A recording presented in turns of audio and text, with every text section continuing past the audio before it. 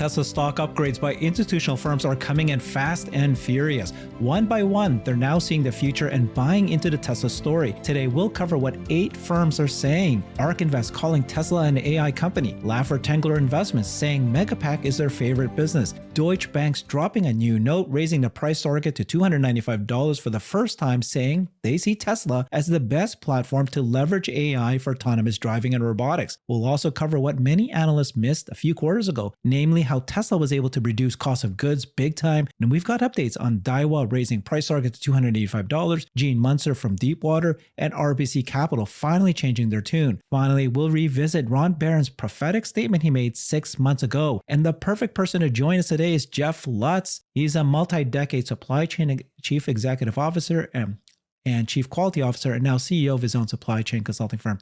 Thank you so much, Jeff. You keep promoting me, Herbert, chief executive officer. Actually, I am of my own consulting firm, but yeah, no, it's great. It's great to be here. Lots of fun stuff done in the past, and I think it applies to what we're going to talk about. Okay. What's going to be fun about this episode is I'm going to pull up some posts you made in April of this year predicting what's about to happen.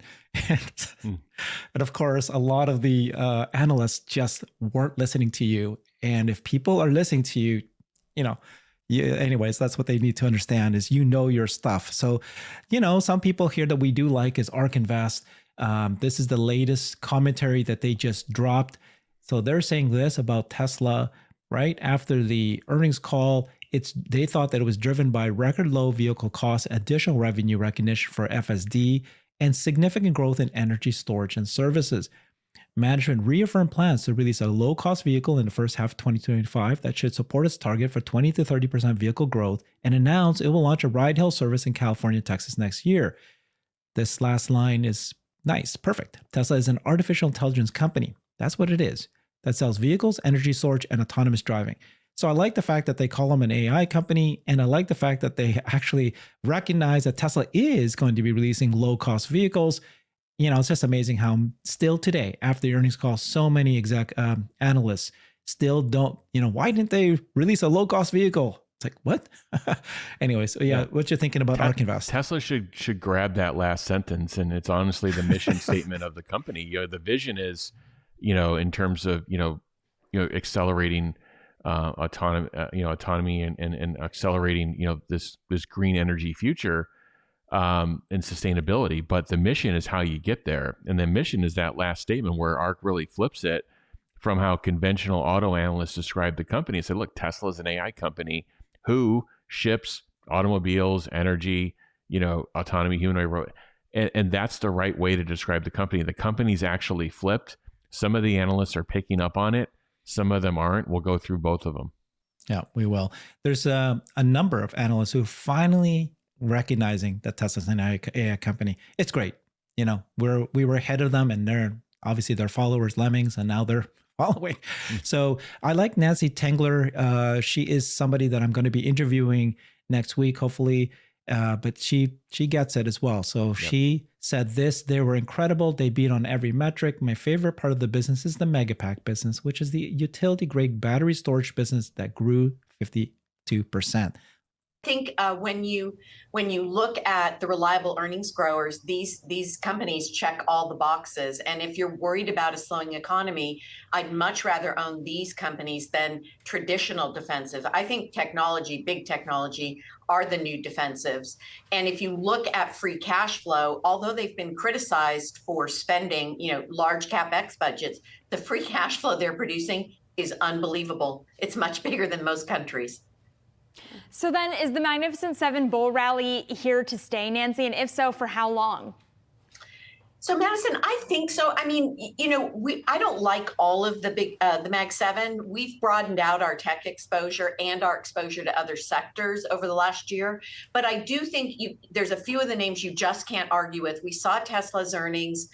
They were incredible. They beat on every metric. My favorite part of the business is the Megapack business, which is the utility grade battery storage business. And that grew at 52%. It's a small portion of the business, but it's the fastest growing, most profitable. So when you look at Tesla being able to beat on earnings, beat on revenues, and expand margins, that's pretty compelling. And so I think you want to own select names. I don't know that you want to own all of them, but I don't think there's going to be any harm because some of them are trading. They're trading at pretty attractive valuations, despite all the hand-wringing. Nancy.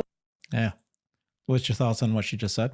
I've watched her on CNBC before, even at kind of some of the darker moments of the company. She's supported it, and it's all fact based. It's not.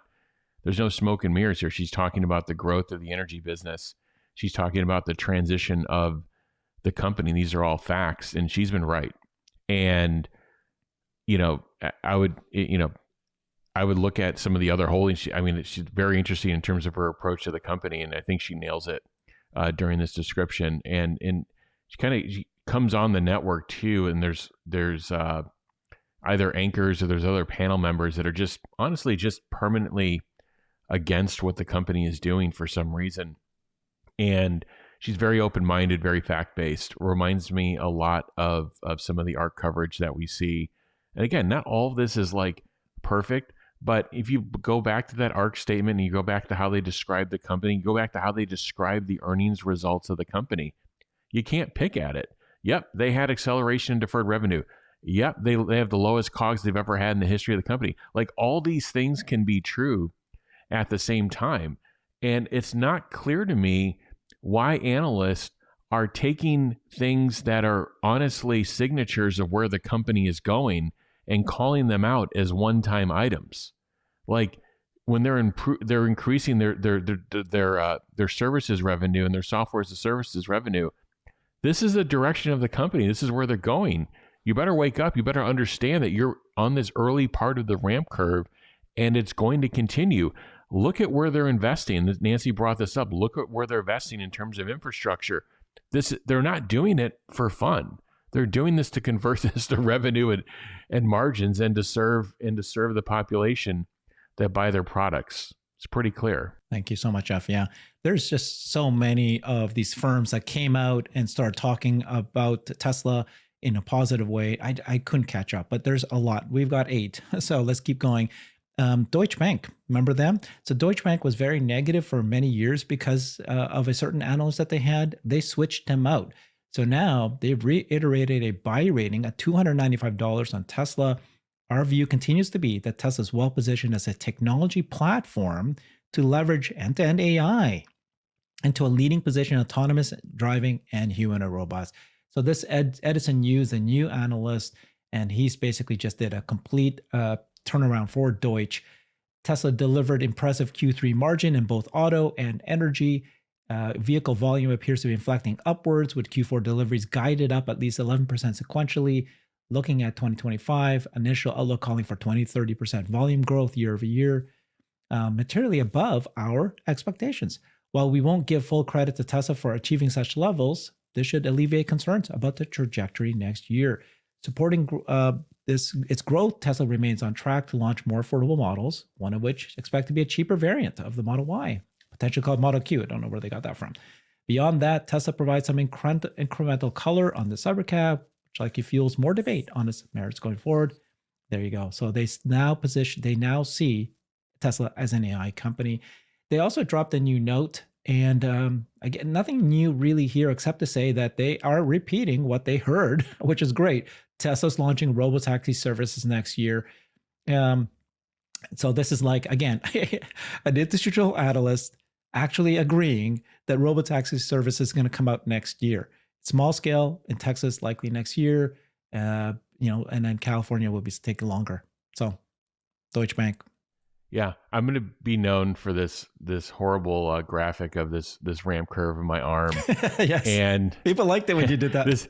This is the Tesla ramp curve for robotaxi. It's going to go up something like this. We're not sure where it's going to start exactly, but it's going to go like this. This is everybody else. Yeah. Okay.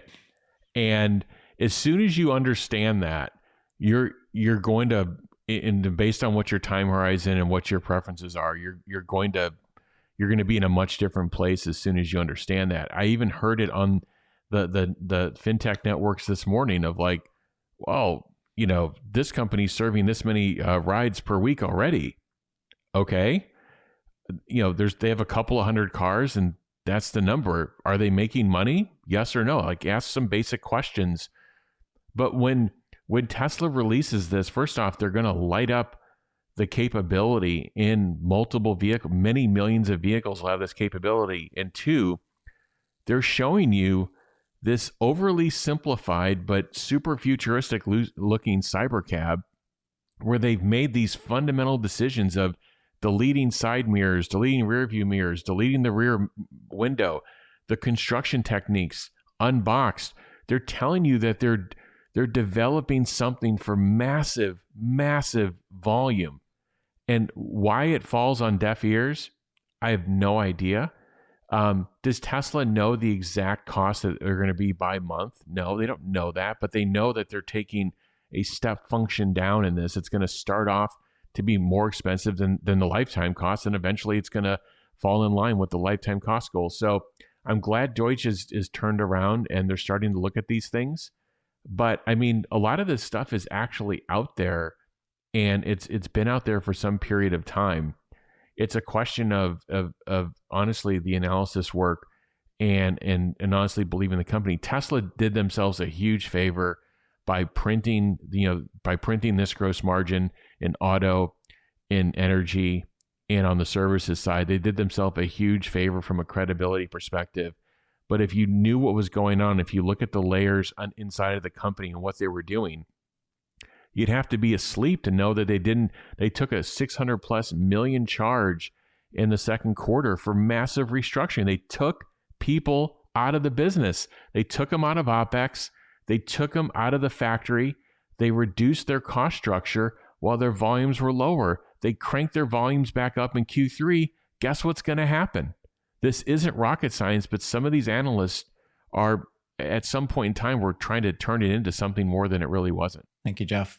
Perfect transition. We're going to do a little detour here because we want to share, obviously, the bear side, or how do analysts actually think about this? We'll listen to Tony Sacconaghi talk about this as well, and then we'll see how he positions it. But in general, it's not just that these guys, Wall Street analysts, are bears. They just don't have a supply chain. They don't have auto experience. They don't have tech experience. I don't know. They look at certain things and they map it out based on what they see today and where they're going to go. You, of course, have tremendous experience in factories and launching billion-dollar businesses and billions of devices and so forth. And so you understand how cost of goods can eventually fall, and you follow that closely. But regardless of how much you say this, the analysts don't get it. So I'm going to show an exchange between Gary Black and you that happened in April of this year, earlier. It's not picking on Gary at all. This is just showing how Wall Street analysts think and how you responded in April. And of course, you were proven to be correct. But this is why more Wall Street analysts need to be listening to you. So this is the way that analysts thought, okay, in April 20th, April 19th, I'm certain we will get ripped by Tesla bulls for positioning these latest Tesla price cuts as negative. So obviously, Tesla would continue to reduce their prices, increase their incentives. When Tesla cuts prices in 23, when they did in 2023, we advised investors they were negative since they would produce little or no volume growth and lead to reductions in earnings per share estimates, which would drive Tesla stock lower. Again, why did they you shouldn't have cut it, guys, because shouldn't have cut prices because it's just going to reduce volume growth. Well, no, you needed to cut prices because if you didn't do that, you would have had volume, you would have had loss of sales because people can't afford it. Inflation was up. We were correct, he says. So keep in mind what happened in 2023 when the knives come out. Okay. Then he continues the next day, says Wall Street is still expecting 7% year-over-year Tesla volume growth in fiscal year 24, which is this year, or the end of this year, and 16% year-over-year Tesla volume growth in 25. And then he named you. He said, if you and other bulls like Tesla Boomer Mama and Jeff Lutz really believe Tesla needs to cut price to stop volume declines, you're arguing for Tesla stock to fall further since it shouldn't mathematically trade at 2024 PE of 52 or 2025 PE of 40x. And this is interesting because this is April and he's projecting out what he seeks in 24 and 25. Of course, now he has to revise it because what you said to him was they'll have to continue to cut price and cost of goods until their business ramps until the SaaS business parts of it ramps, or the EV market shifts back to higher growth mode. There will be some amount of compression until there isn't any more. And then you also addressed this. You said that there was a Reuters article and that they were saying Reuters should have produced a low cost vehicle, or they're going to cancel it. You said if Reuters was running Tesla's portfolio, or if the stranded inventory ties up cash temporarily, the Tesla team got fit and cut costs out of labor and per unit cost of goods at even low volumes. So while they're focused on, these little unimportant things, Tesla's cutting cost, labor, and cost of goods. Then you said, what happens to gross margin and operating margin in Q2 and beyond at higher levels? And this is April. Volumes, yeah. At higher volumes. This is April. So of course, now we're in October. This is Q3 and onward. And then it shows up. And then everybody's like, oh, they're shocked. And like, you're going, no, this is going to happen. And it happened. And they, he's projecting out to 25. Anyways, yeah. Your thoughts? Yeah. First off, there's noise out in the system. And this could be longer, so I'll try to just summarize it really quickly. Tesla could not have maintained their MSRPs from 2021, 2022, because those were inflated due to COVID input costs and, quite frankly, a reduction in supply in the auto industry of vehicles you could buy. So Tesla had this long wait time. They had to inflate their MSRPs beyond what the real nominal true value of those should have been in the marketplace. And if you've done product, you would understand this. This is supply demand curves. You have to do this.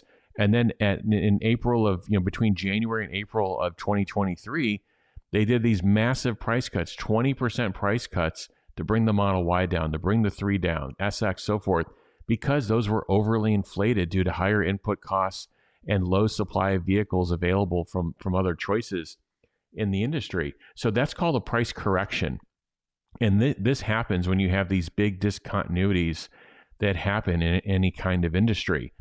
That's different than what Tesla did. They started doing minor MSRP changes from May of 23 all the way until the middle part of this year or early part of this year. And then they stopped. And they're just doing these minor $250, $500 changes. Sometimes they were increasing prices.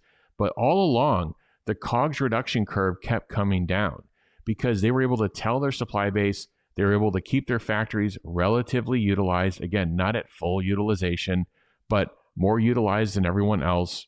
And they took cost where they couldn't keep their utilization high. They took cost out. They took costs out in Austin, for example. They took costs out in every factory. And that's what they did in the middle of the quarter. You had to have been asleep to not know that they were while their volumes were low, they did this restructuring. They're like, this is what we think we're going to build for the rest of the year. And they got fit. While everybody was focused on what's the next vehicle going to look like, why do they do this? Why are they doing these 0% financing? Tesla got fit in the background. And what people didn't understand is that rate of COGS reductions will still continue. Of course, the CFO has to come on the conference call and say this is difficult to do. Every CFO has to hedge. I have nothing wrong with what he said, being careful. But when the engineers and the executives of the supply chain stepped up to the mic, they said, look, we've got a list of things we're going after. Those are called event-driven. Those are different than commodity price declines, which somebody else talked about this morning in the analyst community. Doesn't understand it, by the way. Tesla is still running an event-driven COGS shop, which is we're going to change the Model Y.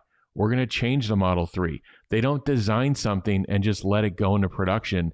They keep optimizing it to get the cost structure lower in engineering, in the supply base, in the gigafactory, in the service side of it. They pull everything, even the cost of selling the vehicle, the number of interactions you have between you and then you wonder why it got so simplified from when you order a Tesla to when you go pick it up. These are all things that take the cost structure down, make it easier for consumers. So I'm not, Gary and I communicate all the time.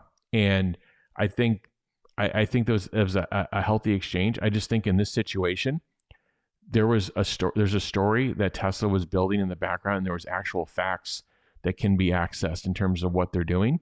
And I think going forward, we're going to see this transition to software as a services. COGS are going to continue to come down, and then they're going to do this big volume inflection going in the next year. That's going to continue to support this trend.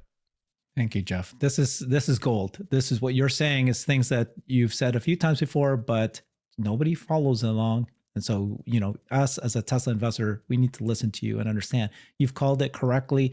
So let's listen into a conversation at CNBC about Cramer and Tony Sacconaghi, who's well known as a bear for Tesla. Let's listen to what they're saying. Tesla, Tony Sacconaghi's out today, says that the margin beat was due to deferred revenue recognitions, commodity contract renewals. We learned on Saturday, the Washington Post reporting that Musk did begin his career in this country illegally. Well, that's you have to know. That's me? Yeah. You want me to comment on this? Yeah, well, it's because while I'm looking for the Tesla piece, it's the exact opposite, saying that things are fantastic at Tesla and raising numbers a bit. That was another. Well, What? stock went up 22%. So that's really, I guess that says it. I wouldn't buy the stock still. You would. Look at the way the stock acted on Friday. It was up really huge. Then, of course, there was profit taken, and then it came right back. I don't want to go against this stock. This stock, that conference call was one of the best conference calls. It was his best, clearly. I loved it. They did time for one call, an analyst. They had mostly rank and file calling really great. But the quarter was, the discussion about what this company is going to be doing in battery, in full self-driving is fantastic. Mm-hmm. Saying that they're way ahead of Waymo. Maybe they're going to get approval. Okay, Jeff, I don't know. Tony Sacconaghi apparently saying crap again because he's a bear, but then you got Cramer, the world is upside down, saying it's great. Oh, what's your thoughts? This is how I probably never appear on CNBC. So the producer that framed that segment with starting it with Musk and how he started his career, and then reading and then the commentary about the earnings, like. First off, if you just read it and you understand how things actually work, like I'm not going to put a segment out. So the producer, I think even Carl just like, if I saw it, I'm like, I'm not going to read this. This isn't based in fact. Yeah. It's just absurd. So first off, let's just piece it apart one by one. I don't know why they're trying to create that setup. So first off, the Tony Sacconaghi feedback. Number one, commodity price declines. This happens every quarter in a company. You drive commodity negotiations. Some are on different timetables and different phases. Everybody does this. If your volumes are stable and growing, you can get more of this. There's absolutely no way that he actually knows that as an affirmative, as some sort of answer. There's no way that this information is not externally available. It's absurd. And like I said earlier, Tesla does a lot of their COGS reductions via event-driven activities that they drive. So I have no idea where this actually came from. Again, it just almost pulled out of thin air. Like you do this every quarter as a company, you drive commodity price declines. There's no way that he knows what percentage of COGS reductions came from that versus event-driven or so forth. Second, Tesla would have beat their gross margins even if that added deferred revenue was pulled out. And guess what? This is what he's got to get out of this mold. Like his feet are in some sort of like cement. This is what the company is transitioning to. This isn't a one-off thing.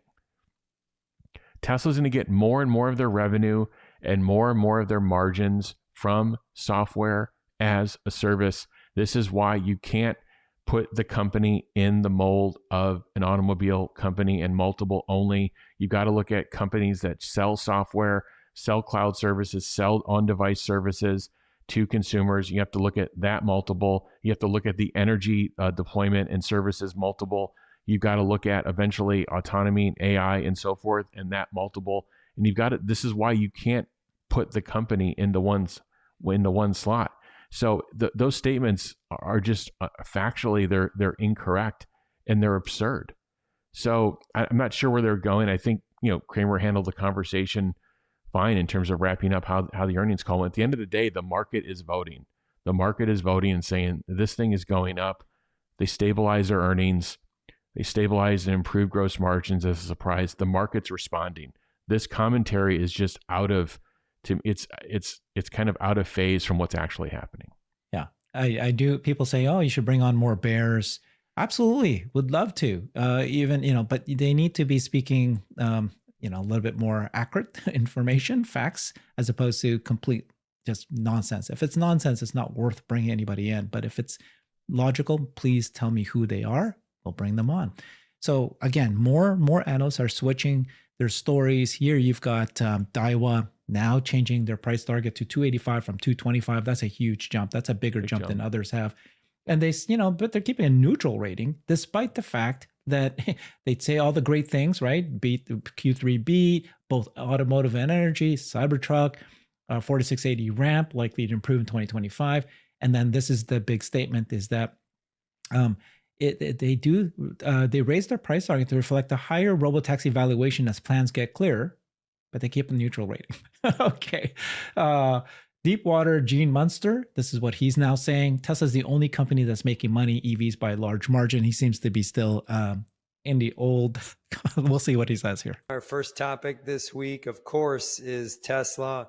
Monster move after that, earnings up 20%.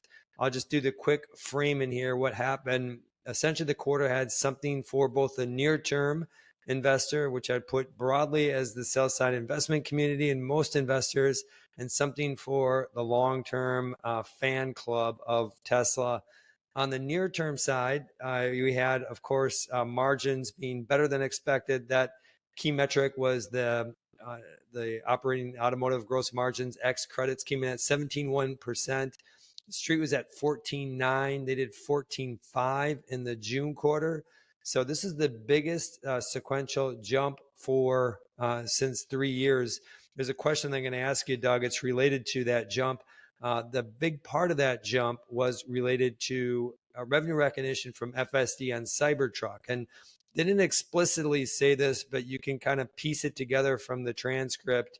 But based on our math is that if you would exclude that FSD revenue, that bump from the Cybertruck, it would have been 15.8%. Again, they reported 17.1, 15.8 would have been nicely ahead of where investors are at. It would have reversed kind of a 6-quarter decline in margins effectively. But we'll get to that question in a second. But I want to kind of round out why there is for the near and long term. The second near term was their guidance. They got a deliveries to at a minimum of plus 10% for the December quarter. The street was looking for a 0.5% growth. And for calendar 25, Elon talked about 20 to 30% delivery growth. The street was at 15%. So that's the near term. The long term, I'm calling this the golden carrot that they threw out there. That, of course, being that he thinks that robotaxi could do 2 million units, ultimately 3 million. It sounds like it's going to be in production in 26 and start ramping in 27. So my question, Doug, I'm going to jump way back to the... I'm going to stop it there. So yeah, he nicely put short-term, middle-term, but he still thinks of Tesla as an auto company. Pull out the FSD. Okay. And what's your thoughts on what he just said? Yeah, I've made a few comments on this. I don't understand this archaic reporting of, well, here are the margins X this, here are the margins X that. You're putting the company in the bucket that it's actually leaving. It's leaving the pure automotive bucket and it's going into the software as a services bucket. By the way, it's in a bucket of its own that they can actually produce EVs profitably, and therefore they can increase their volume. And as they increase their volume, they actually make more money. Where the other OEMs that have tried to produce EVs, the more they have terminal COGS, they have terminal margins that don't actually get them to be positive on their current product lines. Meaning if they built 10 times what they're building on their current product line, they probably would not even be profitable. They would actually accelerate their losses. That's why those companies made the decision to pull their CapEx back. It's not that customers don't want EVs. Customers want a good vehicle that's going to get them from point A to point B at the lowest total cost of ownership. Okay. And it's not that they want this or they want that. If those companies produced EVs in the $20,000 and $30,000 range that were fully featured, had a path to autonomy, and they were profitable, they'd be selling a ton of EVs. They didn't put those products out in the marketplace. So they pulled their CapEx back. And guess what? This ZEV credit thing that analysts just love to pull out on their own every quarter, first off, it's down 20% quarter on quarter. You haven't heard an analyst say that. It's not actually up from the prior quarter. It's actually down. It's up year on year for sure. But why is this trend important? The other automakers who have to pay these credits have regressed and pulled back their CapEx. So if you're forecasting a business, you're saying, is Tesla going to make more money from yeah, they're still going to keep coming because these folks pulled their credits back. And you're talking about like what happens with the US election. These ZEV credits are a global thing. It's Canada, it's European Union, it's multiple geographies. It's not something you that goes away with the swipe of a pen. So it just, back to your point, Herbert, it's just bizarre to me that they want to report the margins or report the earnings and say X this, X that. 44 quarters in a row of ZEV credits, and we're still talking about them like they're one-time things. It's totally absurd. Put that to the side. The FSD deferred revenue. How many billions of dollars have Tesla invested in infrastructure? How large is their team that's working on this, the R&D spend on this? And then how many vehicles, from an inference perspective, 7 million vehicles have Tesla inference running on them, and they want to view this as a one-time thing when they built it into their entire vehicle fleet? Not a smart thing to do. Love it. You're on fire. This is really a lot of fun. There's a couple more shows I want to do here. So just bear with us because it's a lot of fun. This guy next is Tom Narayan of RBC Capital. And I've been following him, and I want to keep following this guy because he's very interesting. It's just a minute-long video we'll watch here, but he is saying all the right things, right? We believe in autonomy. He repeated 3 times in one show. We believe in Tesla's autonomy. We believe in Tesla's autonomy. But then he gives it 2040. It's just, we don't think it's going to happen to 2040. So anyways, here's him now saying there's growth, and if they can do it with the margin strength they have, now folks can stop thinking about the automotive piece and margins and start looking at what really should drive Tesla stock, which is non-automotive things, energy, autonomy, and Optimus. He's saying the right things. Let's listen to what he actually has here. Believe it or not, the 17.1% gross margin ex credit was a strong beat. I do think if you take out those FSD deferred revenue piece, you still come out with a very strong gross profit margin ex credit.